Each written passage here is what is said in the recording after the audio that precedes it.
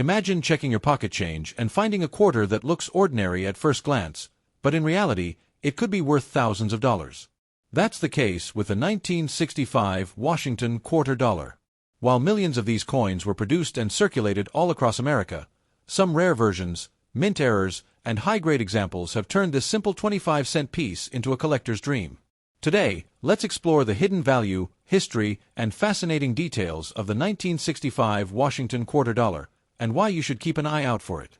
The Washington Quarter series began in 1932 to commemorate the 200th birthday of George Washington, the first President of the United States. For decades, these coins were struck in 90% silver until 1964. But in 1965, everything changed. The U.S. Mint made a major decision that would forever alter the future of American coinage. They removed silver from quarters and introduced a brand new composition made of copper and nickel. This was because of the rising price of silver, which had caused people to hoard coins instead of spending them. The government had to act fast to keep coins in circulation, and so the 1965 Washington quarter became the very first clad quarter in U.S. history. From the outside, the coin still looked similar. Washington's bust on the obverse, designed by John Flanagan, with "Liberty" above his head, the motto "In God We Trust," and the year 1965 below. The reverse still featured the majestic bald eagle perched on a bundle of arrows, symbolizing strength and defense, with olive branches below representing peace. But beneath that design was a big difference. Instead of being 90% silver, the new quarters were made of a pure copper core, sandwiched between outer layers of copper-nickel. This new clad composition gave the coins a different sound, look, and feel compared to their silver predecessors. Now, when it comes to value, most circulated 1965 quarters are only worth their face value, 25 cents. But the story doesn't end there. Some rare varieties and errors can make them worth hundreds or even thousands of dollars. Let's break it down. First, one of the most valuable types of 1965 Washington quarters are the transitional error coins.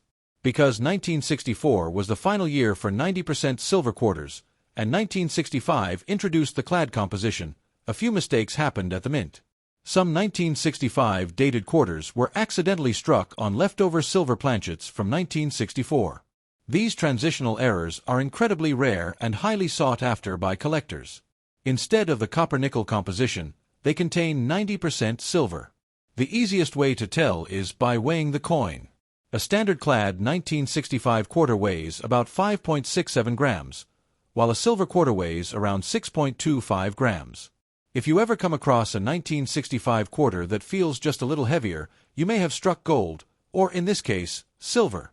These silver transitional errors have sold at auction for thousands, sometimes even over $7,000 depending on condition. Another valuable type is mint errors.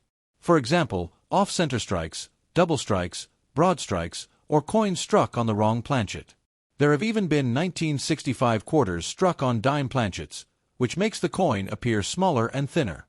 Error coins like these are considered extremely collectible, with values ranging anywhere from $200 to several $1,000s depending on rarity and grade.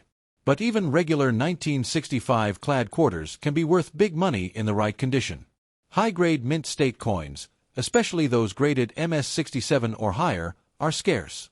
Because these coins were heavily circulated, finding one without scratches, nicks, or bag marks is very difficult. Auction records show that top-graded 1965 quarters can sell for $1,000 or more. Proof-like and specimen coins, specially made for collectors and not released for general circulation, are also valuable, often selling for hundreds of dollars.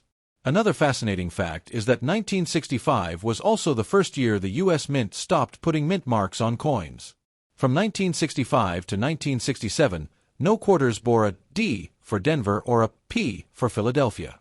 This was done to discourage coin hoarding during the silver transition. So, every 1965 quarter looks like it came from Philadelphia, even though some were struck at different mints.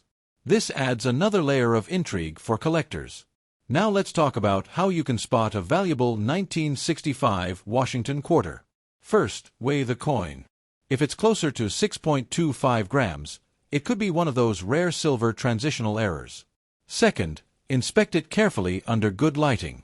Look for off-center strikes, doubled images, or anything unusual about the edges. Third, check its condition. If the coin looks almost flawless, it might be worth grading by a professional service like PCGS or NGC. The small investment of grading can reveal whether your quarter is just a common coin or a rare treasure worth thousands. Collectors love the 1965 Washington quarter because it represents a turning point in U.S. coinage. It marks the end of an era of silver circulating coins and the beginning of the modern clad coinage system.